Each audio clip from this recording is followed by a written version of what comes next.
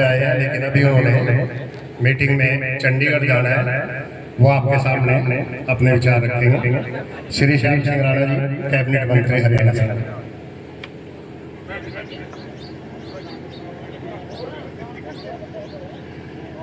भाई सभी साथियों से मेरा अनुरोध है, जो भी आसपास कोई आवाज सुन रहे हो तो पंडाल में आ गया। तो आज का जो प्रोग्राम है ये अपने डॉक्टर दूम सिंह जी के निमंत्रण पे मेरे पास आए थे इंदौर। उन्होंने आदेश दिया था भाई राणा जी कुतुबपुर आना। कुतुबपुर का नाम बहुत बड़ा है गाँव का और पुराना गाँव है, इतिहास भी है। यहाँ पहले NDS में मेहर सिंह जी आपके गाँव में हुआ करते थे, वो हमारे संपर्क में थे हरियाणा में।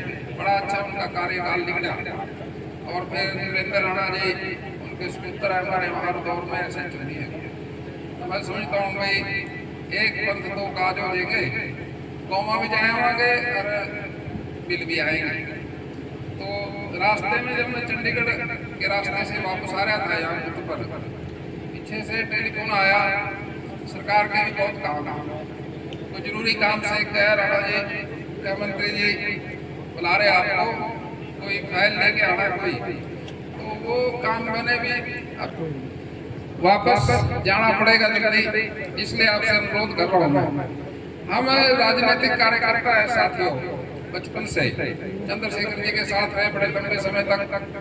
हमने भारत यात्रा शुरू की थी कन्याकुमारी से राजघाट तक पैदल ही आए थे। उसमें लगे थे 5 महीने 25 दिन। तो साथियों वो बड़ा लंबा सफर था, सारे देश में से आए थे गुजर के और 6000 किलोमीटर की यात्रा थी। फिर एक यात्रा करी थी अभय चौटाला जी के साथ, वो थी 4200 किलोमीटर की। तो घूमने फिरने में बड़ा हमारा मन भी लगता है, हम एक जगह से दूसरी जगह जाने में घूमने फिरने में हमारा अपना इंटरेस्ट भी है। तो साथियों धीरे धीरे करके राजनीति में आए और गांव के स्कूल से पढ़कर अब हरियाणा के अंदर कृषि मंत्री हैं हरियाणा सरकार में। खेती बाड़ी वाला महकमा अपना ही है, तो इसमें अपने को काफी इंटरेस्ट है खेती के काम में। खेतों के रास्ते हमने अपने दौर में शुरू किए थे। किसान के लिए ये सबसे बड़ा काम है, क्योंकि नेशनल हाईवे पे हम कभी कभी जाते हैं, अपने खेतों के रास्ते हैं, उसमें 2-4 दिन में लगी जाओ, किसी का लेबर आड़ेगा, किसी का आड़ी का, पाड़ी का, मालिक का, ट्रैक्टर का, जोड़ा बुगी जो भी है। हमने पूरे हरियाणा में योजना बना दी भाई 25 किलोमीटर के रास्ते हर विधानसभा में हर साल बनेंगे, खेत में जाने के लिए सुविधा हो जाएगी। तो ये सारा काम हमने किया और उसके साथ साथ हमने जमुना का पुल की बात आई थी यहाँ गुंथड़ा। अब हम सैर करते हैं सुबह सुबह, तो कुछ लोगों ने कहा राणा जी जमीन तो हमारी जमुना पार है उत्तर प्रदेश की तरफ और जमुना हो जाती है, जाने में दिक्कत आती है। हमने पुल का भी निर्माण कर दिया, वो 120 करोड़ का था और उससे काफी फायदा अपने यहाँ हुआ। और उसके बाद फिर हम गए थे टिक्का गांव के लोगों ने कहा राणा जी हमारे पास लाइट नहीं है। गाँव तो था उत्तर प्रदेश का, तो वो मैं MLA था हरियाणा का। तो उन कुछ बच्चों की स्थिति को देख के हमने लाइट भी दे दी आपको। ये काम साथियों बहुत सालों से पुराना पड़ा था, हमने टिक्का गांव को लाइट दी। ये भी आपके हमने उसका किया और उत्तर प्रदेश के साथ बड़े सीमा लगती है हमारी सारी। जो भी काम होंगे हम बड़े चाव से करते हैं, उत्तर प्रदेश का हो, हरियाणा का हो, किसी तरह का भी कोई काम हो वो हम करेंगे। ये गांव के विकास के लिए हम सारे काम भाई करते हैं। प्रधानमंत्री जी का विजन भी है हिंदुस्तान की अर्थव्यवस्था अब 5वें नंबर पे है, इसको 3रे नंबर पे लाने के लिए अब एग्रीकल्चर का महकमा जो है खेती बाड़ी का, उसमें मच्छी पालन भी है और बागवानी भी है, उसके साथ साथ डेयरी भी है और मधुमक्खी भी है। हम समझते हैं कि जो मच्छी पालन है वो उसकी ग्रोथ ज्यादा है, इसके साथ बागवानी की ग्रोथ भी ज्यादा है।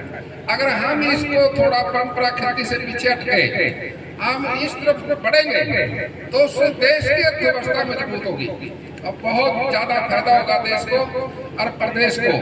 उत्तर प्रदेश के अंदर जब से योगी जी आए, यहाँ कानून व्यवस्था काफी सुधरी है। मैं समझता हूँ भाई, पहले तो उत्तर प्रदेश में आने के लिए सोचते थे भाई दिन दिन में चले जाइए और शाम हो जाएगी तो दिक्कत आएगी। अब तो कोई शाम कर दिन का कोई फर्क ही नहीं है। योगी जी का शासन बहुत अच्छा है और मेरे तो चुनाव में भी गए थे और चुनाव के अंदर योगी जी ने निमंत्रण दिया था, राणा जी लखनऊ जरूर आना। अब वहां भी जाने के लिए हम सोच रहे हैं, हम एक दिन वहां लगा के आएंगे, धन्यवाद भी करके आएंगे और सीएम साहब से मिलना भी बहुत जरूरी होता है।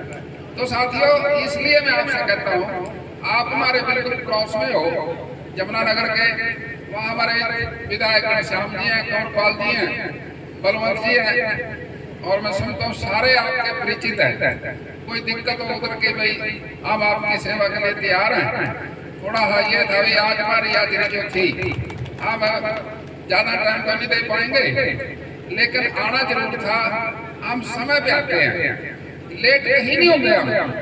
और इस देश के अंदर एक ऐसा प्रधानमंत्री है मोरारजी देसाई जी, जो गांधीवादी थे, कभी लेट नहीं होते थे किसी भी प्रोग्राम में। हमने एक बार कुरुक्षेत्र उनको बुलाया था और 5 बजे का टाइम था। अब पॉलिटिकल लोग लेट होते हैं, हर को पता है टाइम 5 बजे का, 6-7 बजे आएंगे। अब मोरारजी देसाई पूरे 5 बजे आ गया। वहाँ टेंट लगने लग रहा था। वो टेंट लगाने वाले लोगों ने देखा भाई प्रधानमंत्री जी तो वाली है। अब उस समय पूर्व प्रधानमंत्री थे और आके कहने लगे भाई मेरे को तो 5 बजे का टाइम था और 5:20 तक मैंने रहना। वो टेंट वाले सारे इकट्ठे हो गए, मोरारजी देसाई ने भाषण दिया और 5:20 पे वो वापस चले गए। फिर वो कैंडिडेट आया 5:30 बजे, जो कहा भाई तुम टेंट क्यों नहीं लगाते? वो बोला जी टेंट किस वास्ते लगावा? जो कहा जी मोरारजी देसाई आएंगे। जो कहा तो वो आका भी जानिए। साथियों, इस देश में कुछ ऐसे नेता भी हैं, पहले भी थे अब भी हैं, जो समय पे आते हैं, समय पे चले जाते हैं। समय की कदर करोगे तो विकास होगा, आपका भी विकास होगा, प्रदेश का भी होगा, देश का भी होगा। तो इस तरह से बहुत सारे नेता ऐसे हैं जो गांधीवादी हैं, 9 बजे सो जा और भाई फिर सवेरे 4 बजे उठ जा।